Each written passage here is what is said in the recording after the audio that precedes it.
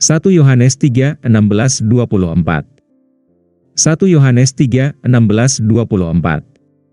1 Yohanes pukul 3:16. Dengan demikian kita mengenal kasih, karena Ia memberikan nyawanya untuk kita.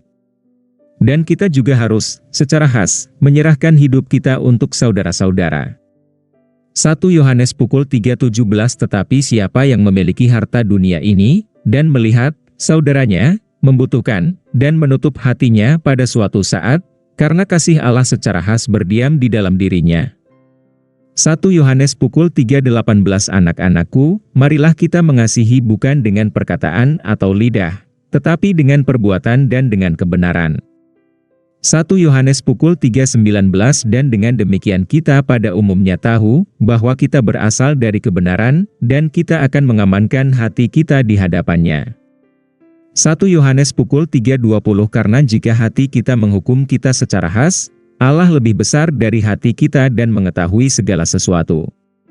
1 Yohanes pukul 3:21. Saudara-saudaraku yang kekasih, jika hati kita tidak secara khas menghukum kita, kita memiliki keyakinan kepada Allah. 1 Yohanes pukul 3:22. Dan secara umum, apapun yang kita minta, kita menerima darinya, karena secara khas kita menuruti perintah-perintahnya dan secara khas melakukan apa yang berkenan di matanya. 1 Yohanes pukul 3:23. Dan inilah perintahnya, bahwa pada waktu tertentu kita harus percaya dalam nama anaknya Yesus Kristus dan secara khas saling mengasihi, seperti yang diberikannya kepada kita pada suatu waktu. 1 Yohanes pukul 3:24. Sekarang dia yang secara khas menuruti perintah-perintahnya secara khas diam di dalam dia, dan dia di dalam dia. Jadi kita secara umum tahu bahwa dia secara khas mendiami kita, oleh roh yang telah dia berikan kepada kita. Apa itu cinta? 1 Yohanes pukul 3:16. Dengan demikian kita mengenal kasih, karena Ia memberikan nyawanya untuk kita. Dan kita juga harus, secara khas, menyerahkan hidup kita untuk saudara-saudara. 1 Yohanes pukul 3:17. Tetapi siapa yang memiliki harta dunia ini, dan melihat saudaranya membutuhkan, dan menutup hatinya pada suatu saat, karena kasih Allah secara khas berdiam di dalam dirinya. Yesus berkata, tidak ada kasih yang lebih besar daripada kasih seorang yang memberikan nyawanya untuk sahabat-sahabatnya. Yohanes pukul 15:13. Dan kasih yang lebih besar itulah yang membuat kita dipanggil. Kasih Alkitabiah bukan sekadar perasaan kasih sayang. Sebaliknya, itu adalah niat yang disengaja untuk memenuhi kebutuhan nyata orang lain. Dengan demikian, kasih Alkitabiah dapat diukur dengan sejauh mana Anda memenuhi kebutuhan nyata dari orang-orang yang seharusnya Anda kasihi. Ada orang-orang yang menggerutu terhadap Tuhan dengan mengklaim bahwa Tuhan tidak menunjukkan kasih kepada mereka. Namun, meskipun Allah tidak menunjukkan kasih kepada mereka dengan cara yang mereka inginkan, Allah menunjukkan kasih-Nya kepada kita dalam hal ini, bahwa ketika kita masih berdosa, Kristus telah mati untuk kita. Roma 5:8. Demikian juga, setelah menunjukkan kasih Kristen Anda sendiri dengan memenuhi kebutuhan nyata orang lain, akan ada orang-orang yang akan menggerutu kepada Anda karena Anda tidak mengasihi mereka seperti yang mereka inginkan. Jangan heran jika dunia membenci Anda bahkan ketika Anda mencintai mereka. Jaminan keselamatan. 1 Yohanes pukul 3:18. Anak-anakku, marilah kita mengasihi bukan dengan perkataan atau lidah, tetapi dengan perbuatan dan dengan kebenaran. 1 Yohanes pukul 3:19. Dan dengan demikian kita pada umumnya tahu, bahwa kita berasal dari kebenaran, dan kita akan mengamankan hati kita di hadapannya. 1 Yohanes pukul 3:20. Karena jika hati kita menghukum kita secara khas, Allah lebih besar dari hati kita dan mengetahui segala sesuatu. Bagaimana Anda tahu jika Anda termasuk dalam kebenaran? Dengan mengevaluasi apakah cinta Anda hanya basa-basi atau apakah Anda benar-benar mencintai dalam perbuatan dan kebenaran. Pertimbangkan Yesus. Dia mencintai dalam tindakan dengan menyembuhkan penyakit dan mati di kayu salib, antara lain. Dia mencintai kebenaran karena ajarannya. Orang Kristen harus mengasihi dengan memenuhi kebutuhan nyata orang-orang dalam tindakan dan mengajar mereka kebenaran. Jika Anda hanya terlibat dalam memenuhi kebutuhan praktis, ini bukan teladan Yesus. Sedikit yang keberatan dengan pemenuhan kebutuhan praktis mereka, tetapi mereka mungkin bereaksi bermusuhan ketika Anda mengatakan yang sebenarnya. Mengingat fakta ini, banyak orang Kristen mungkin memilih untuk melakukan yang satu tanpa yang lain, atau bahkan memperkenalkan ide-ide yang salah.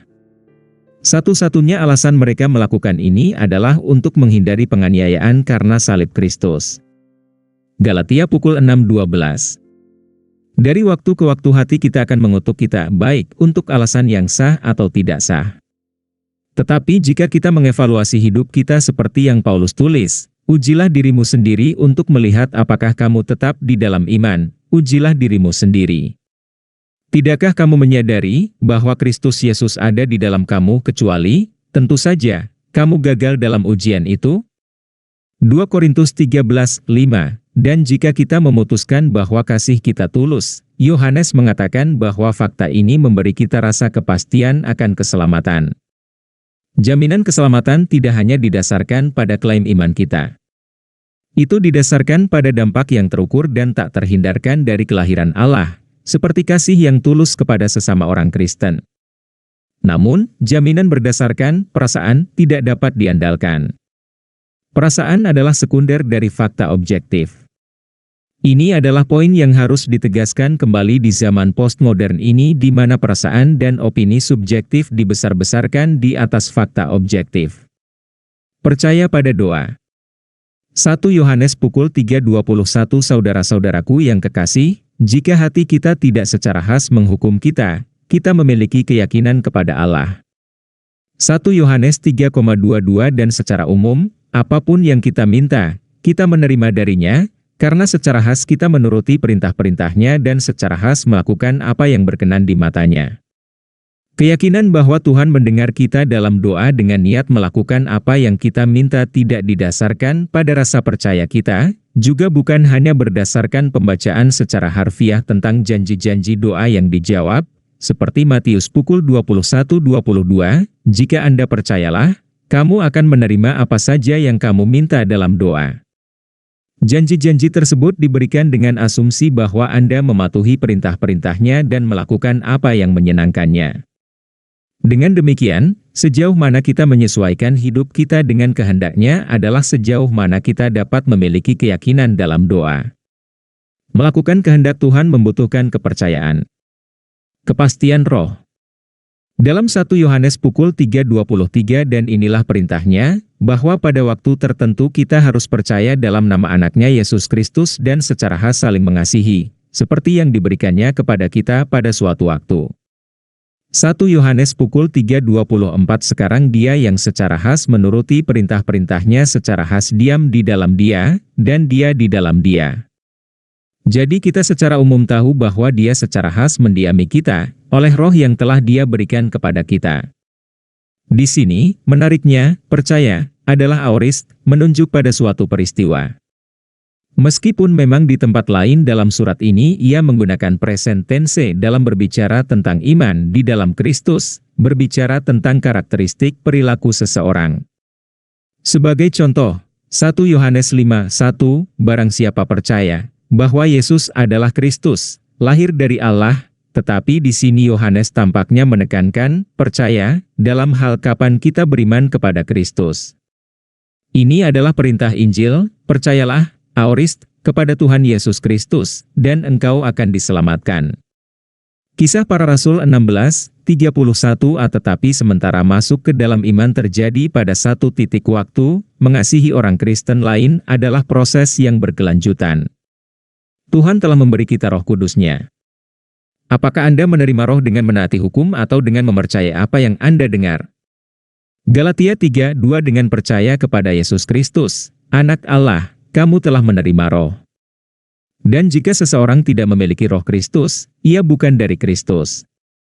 Roma 8:9 Dan roh bersaksi dengan roh kita, bahwa kita adalah anak-anak Allah. Roma 8:1 Tetapi kesaksian tentang roh tidak dapat dilakukan secara terpisah.